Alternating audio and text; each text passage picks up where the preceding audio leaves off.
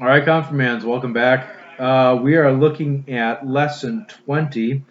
We're going to focus on the parables of the kingdom found in Matthew chapter 13, verses 24 through 52.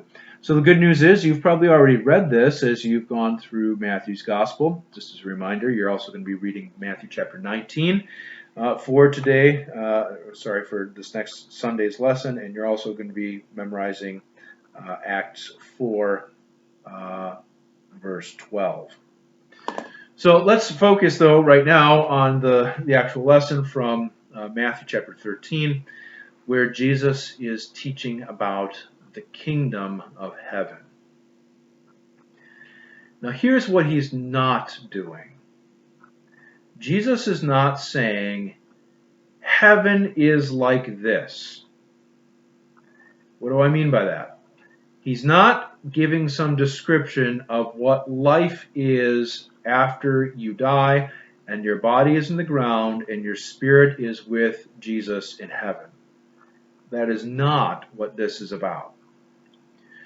When Jesus is teaching in parables about the kingdom of God, he's using these parables or these stories to describe what life here and now looks like, living with the reality that Jesus is the King and the Lord. All right? So it has everything to do about Jesus and the way that he lives and he acts as the King of Kings and the Lord of Lords, and what that looks like for you as you live in faith, trusting that, you know what, Jesus is the King, he's the Lord, and this is what his rule and reign looks like in my life and how it affects the rest of creation. All right? So again, this is not about a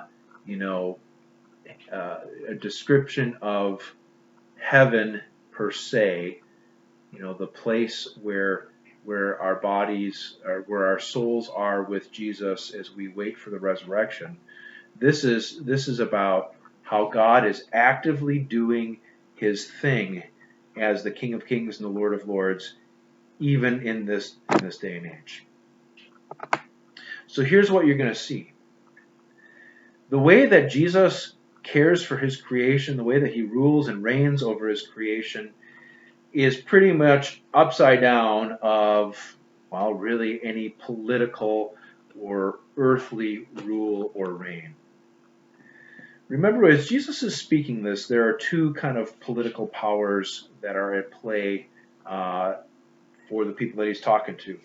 There are the Jews who are still waiting for the Messiah, and they have a king named Herod, and there's this kind of anticipation but not yet fulfillment of someone from David's line to rule over them graciously, right?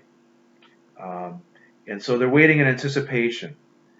The reality of the situation is that there is in Jerusalem, there's this foreign occupation. There is the Roman Empire that has kind of taken over their area as well as pretty much the rest of the Eastern world there. And so the one who sits enthroned for the Romans was Caesar. He was a godlike figure, and it's because of his rule and reign that there's roads in all over the Roman Empire. There's a good mail system. There's good water system. There is strong armies. There are strong borders. It's all kind of looked to as Caesar is the one who kind of provides all of this as he rules and reigns over the empire. Well, the problem is that many of the Caesars weren't very gracious or merciful. They squashed rebellion, and um, they did horrible, kind of unspeakable things to many different people. And so it wasn't a good and gracious rule or reign of the Caesars. The other thing is that um, you know when one Caesar died and the next one came up, you never knew quite what you were going to get. Um, and there was a lot of change and inconsistency with those who ruled in an earthly manner.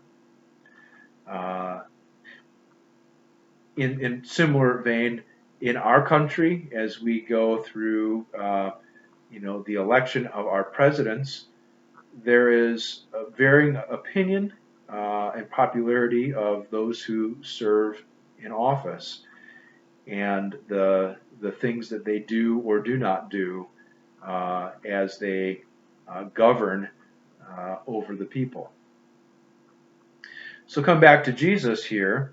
When Jesus is teaching in these parables, he's talking about the least becoming the greatest. He's talking about the smallness and the what seems insignificant, but having the greatest impact. He is talking about um, um, in referring to the spreading of the word, his word, as seed that is sown, and how it takes root and grows. Jesus rules as a king in a very different way. He rules in a way of service, in a way of humility.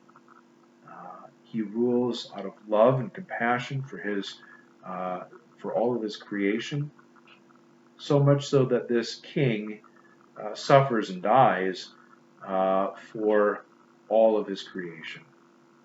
Something that a Caesar or a governor or a president rarely does. Uh, so as we read this, I just want to emphasize this point one more time. When Jesus is speaking about the kingdom of God, and he's doing so in parables, he's inviting us to see or to hear and to see that Jesus is doing something for the rule and the reign of all of creation, and it's usually seen completely upside down and opposite of the way that the world would have things done. All right. Well, blessings as you read and you study. We'll come back to this uh, Sunday, the 17th, and um, yeah, be encouraged that Jesus, by faith in Him and in your baptism, He has made you a citizen of His kingdom. He's your King, and He rules over you in love and grace, mercy and truth. Well, blessings, and we'll see you shortly.